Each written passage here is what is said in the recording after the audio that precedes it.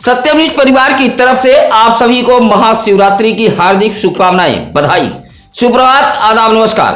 भदोही जिले की फटाफट खबरों को लेकर एक बार फिर हाजिर हूं मैं नसीर कुरैशी। खबरों की शुरुआत करते हैं इस खबर से। चौरी के चर्चित सहायक अध्यापक अरविंद कुमार हत्याकांड के मामले में भदोही जनपद की स्पेशल पॉक्सो न्यायालय ने 2 नाबालिग सहित 3 आरोपियों को आजीवन कारावास के साथ अर्थदंड की सजा सुनाई है। चौरी पुलिस की विवेचना व विशेष लोक अभियोजक डॉक्टर अश्विनी कुमार मिश्रा व कौलेश्वर नाथ पांडे की जोरदार पैरवी के बाद स्पेशल पॉक्सो न्यायालय की माननीय न्यायमूर्ति मधु डोगरा ने मामले की सुनवाई के बाद तीनों आरोपियों पर दोष सिद्ध होने के बाद यह सजा सुनाई है। हत्या कर शव को गड्ढे में छिपाने के मामले में 2 नाबालिगों सहित चौरी के अमवा खुर्द निवासी अभिषेक धईकार को माननीय स्पेशल पॉक्सो कोर्ट ने यह सजा सुनाई है।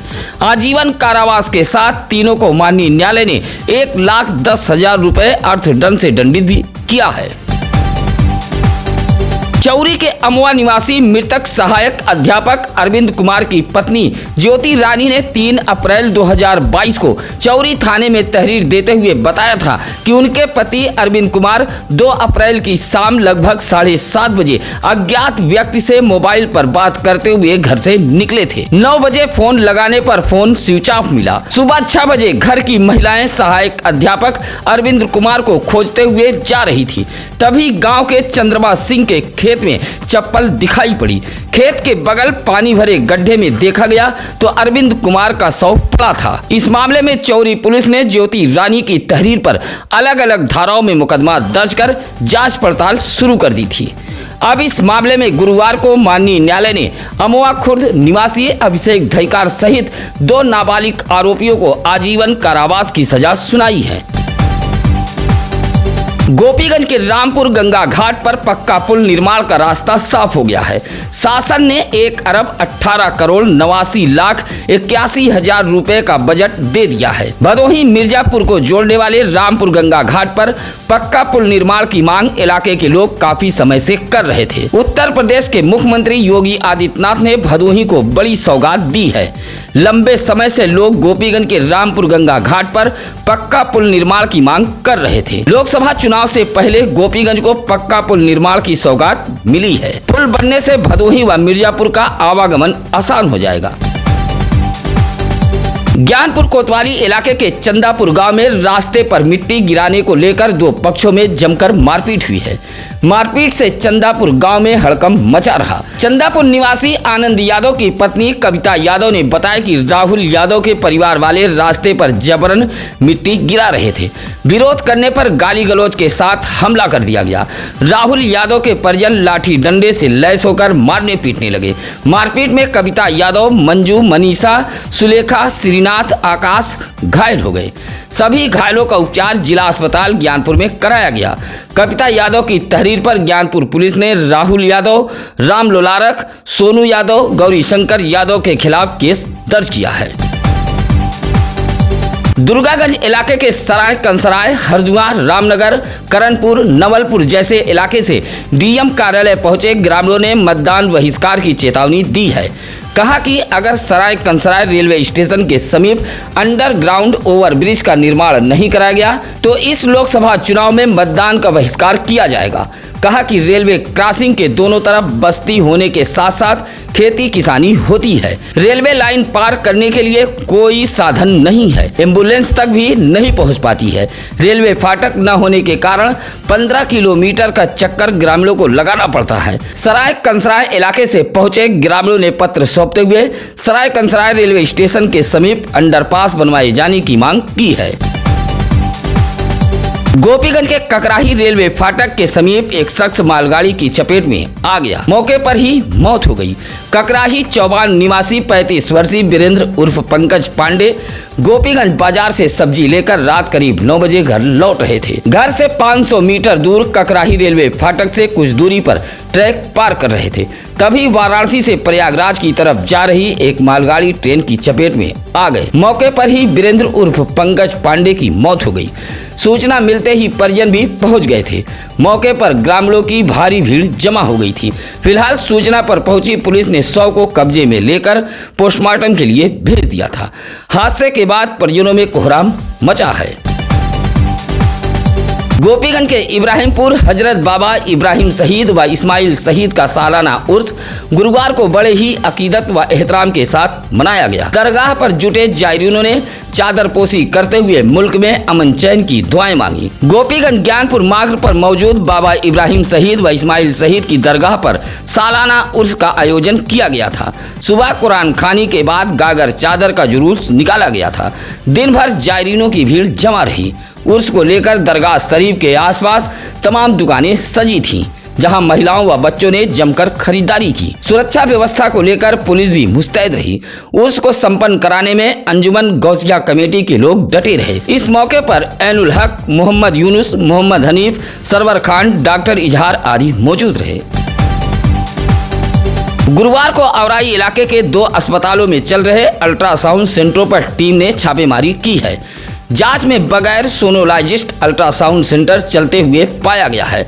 अपर मुख्य चिकित्सा अधिकारी डॉक्टर जेसी सरोज ने बताया कि डीएम के निर्देश पर औराई के घुसिया में चलने वाले doctor Abhay Singh memorial hospital के अल्ट्रासाउंड सेंटर व औराई के आनंद हॉस्पिटल के डायग्नोस्टिक सेंटर पर एसडीएम औराई आकाश कुमार के साथ छापेमारी की गई थी। जांच पड़ताल में बगैर सोनोलॉजिस्ट के ही अल्ट्रासाउंड सेंटर संचालित किया जा रहा था। अपर मुख्य चिकित्सा अधिकारी डॉक्टर जेसी सरोज ने बताया कि जांच रिपोर्ट डीएम को सौंपी जाएगी।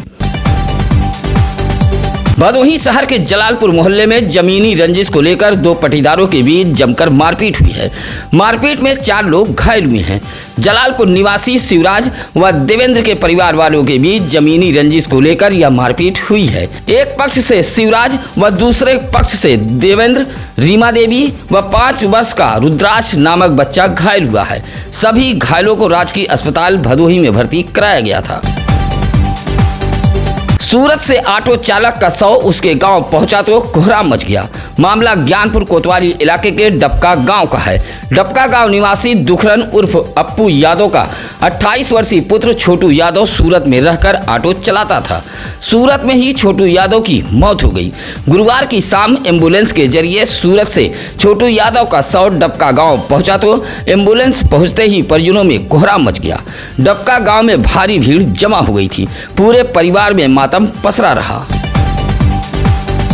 शिवरात्रि महापर्व और रमजान माह को लेकर गुरुवार को भदोही कोतवाली में शांति समिति की बैठक आयोजित की गई थी। बैठक के बाद अपर पुलिस अधीक्षक doctor Tejveer Singh, CO Bhadohi Ajay Kumar Chauhan, SDM Shiv Prakash Yadav, inspector Brajesh Kumar Singh भारी पुलिस बल के साथ भदोही शहर में पैदल गश्त करते हुए आपसी सौहार्द के साथ त्योहार मनाए जाने की अपील की है। कोतवाली में बैठक के दौरान अपर पुलिस अधीक्षक डॉक्टर तेजवीर सिंह ने असामाजिक शरारती तत्वों को आगाह किया है कि पर्वों पर अराजकता फैलाई तो खैर नहीं है।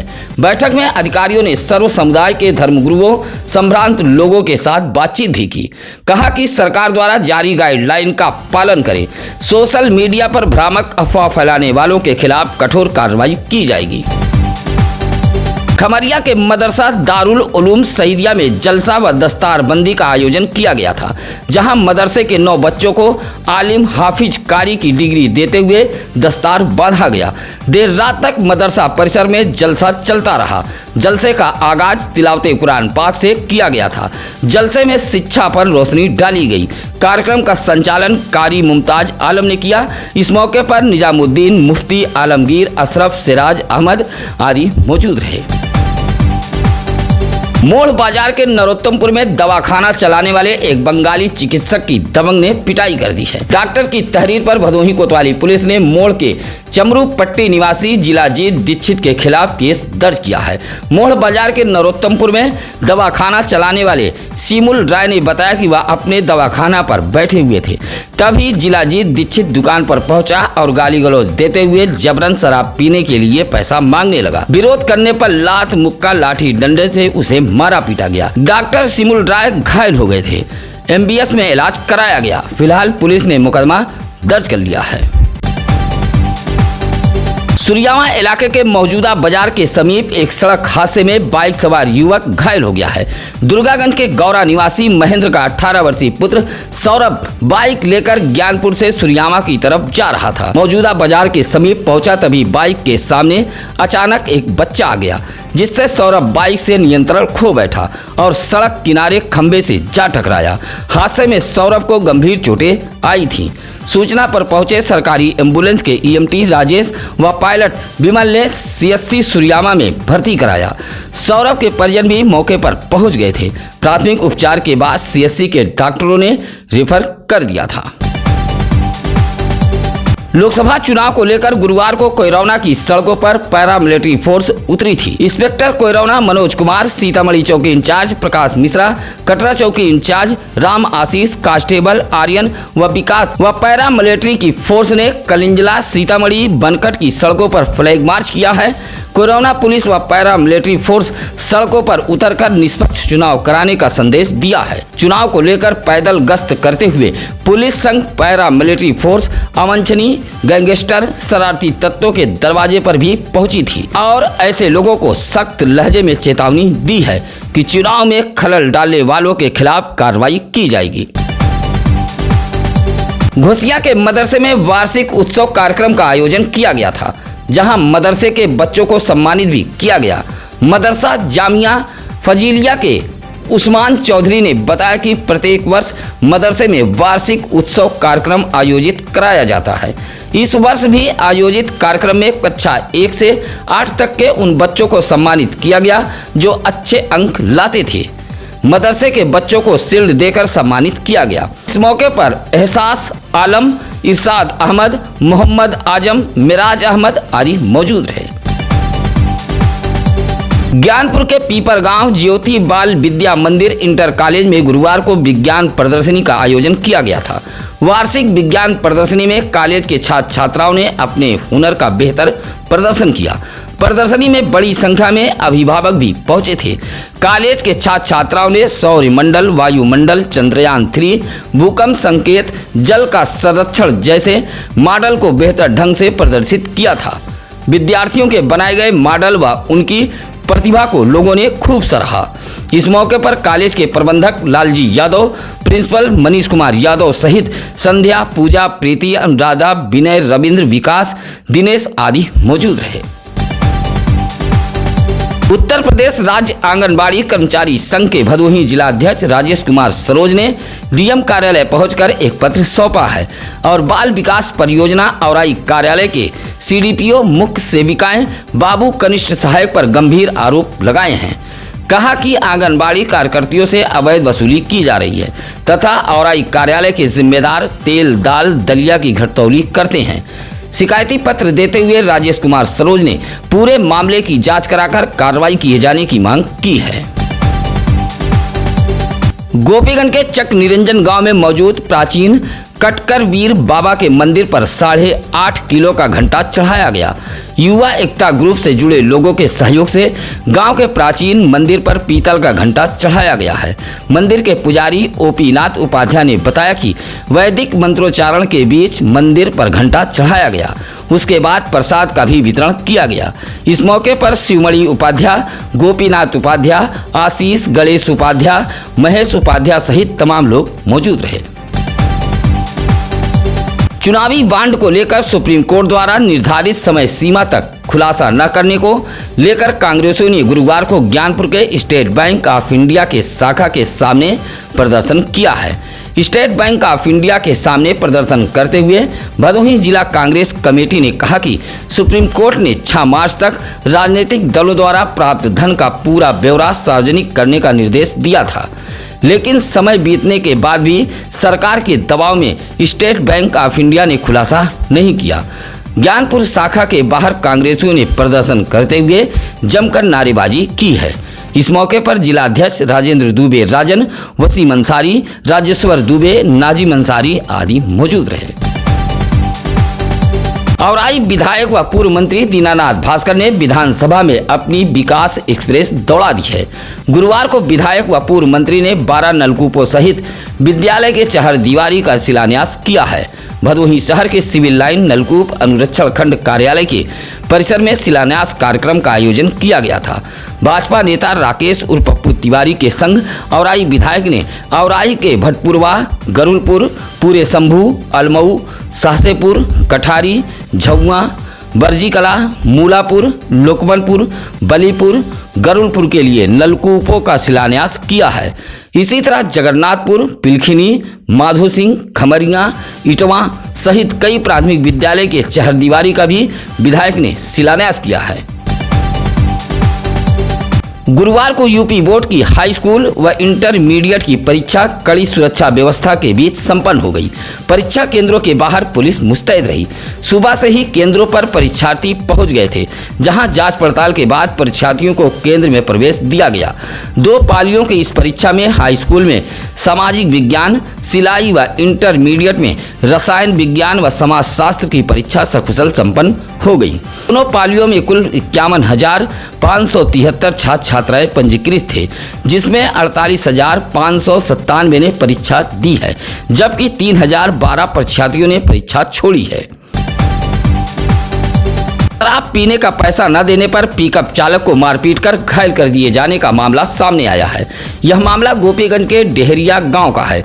गोपीगंज के जगन्नाथपुर निवासी पिकअप चालक सुमित सरोज ने बताया कि वह अपने पिकअप से पुआल लेने डेहरिया गांव जा रहा था। तभी डेहरिया नहर के पास कुछ लोगों ने लाठी डंडे के बल पर पिकअप को रोक लिया और शराब पीने का पैसा मांगने लगे। पैसा न देने पर उसे मारा पीटा गया। पिकअप में बैठे मोहन सरोज ने शोर मचाया तो दबंग भाग खड़े हुए। सूचना पर डायल 112 पुलिस भी मौके पर पहुंच गई थी। पिकअप चालक सुमित सरोज ने गोपीगंज पुलिस को शिकायती पत्र देते हुए कार्रवाई की मांग की है। गुरुवार को भारतीय मानव कल्याण समिति के पदाधिकारी जिला मुख्यालय ज्ञानपुर पहुंचे और राष्ट्रपति को संबोधित 7 सूत्रीय मांग पत्र सौंपा है। सौंपे गए पत्र में मानवाधिकारों के उल्लंघन पर कार्रवाई, पीड़ित महिलाओं व बच्चों के परिवार वालों को सुरक्षा, आर्थिक सहायता देने की भी मांग की गई। कुल 7 सूत्रीय मांग पत्र भारतीय मानव कल्याण समिति ने डीएम कार्यालय को सौंपा है। इस मौके पर रामचंद्र पांडे, कपूर चंद गुप्ता, भोलानाथ गुप्ता, रंजीत गुप्ता, राजेश चंद्र दुबे आदि मौजूद रहे। हिस्ट्री शीटर हत्याकांड का गोपीगंज पुलिस ने खुलासा कर दिया है। हत्या में शामिल सामानों को भी पुलिस ने उसी कुएं से बरामद किया है, जिस कुएं में हिस्ट्री शीटर का शव मिला था। गोपीगंज पुलिस ने बताया कि चोरी के बाइक का पैसा बंटवारा करने के विवाद में हिस्ट्री शीटर सनी व उर्फ सनी देओल भारती की हत्या कर उसके साथियों ने शव को गोपीगंज के केड़वरिया के समीप एक कुएं में फेंक दिया था। इस हत्याकांड का पुलिस ने खुलासा करते हुए घटना में एक आरोपी को पुलिस ने हिरासत में लिया है। आरोपी नाबालिग बताया गया है। 2 वर्षीय काव्या सैनी का जन्मदिन उसके ननिहाल सुरियामा के चौथार में मनाया गया है। रोहित सैनी व नेहा सैनी की 2 वर्षीय पुत्री काव्या सैनी का जन्मदिन ननिहाल के लोगों ने बड़े ही धूमधाम के साथ मनाया है। दूरदराज से पहुंचे रिश्तेदारों ने उपहार भेंट किया और काव्या सैनी के लंबे उम्र की कामना की। जन्मदिन पर काव्या सैनी के नाना बबलू माली, नानी सुनीता देवी, मामा विशाल, करण सहित आस पड़ोस के लोग मौजूद रहे। घर को आकर्षक ढंग से सजाया गया था, जहां लोगों ने लजीज भोजन का लुत्फ भी उठाया था। जन्मदिन पर सुंदरकांड पाठ का भी आयोजन कराया गया था। चलते चलते एक बार फिर आप सभी दर्शक बंधुओं को महाशिवरात्रि की ढेर सारी शुभकामनाएं। आपके आसपास गांव, शहर, गली, मोहल्ले में कोई हो खबर तो आप हमें फोन कर सकते हैं। इसके लिए लगातार हम चैनल पर नंबर फ्लैश कर रहे हैं। इसी के साथ अब नसीर कुरैशी को दीजिए इजाजत। नमस्कार, आदाब। ताज़ा खबरों के लिए सत्यम न्यूज़ को सब्सक्राइब करें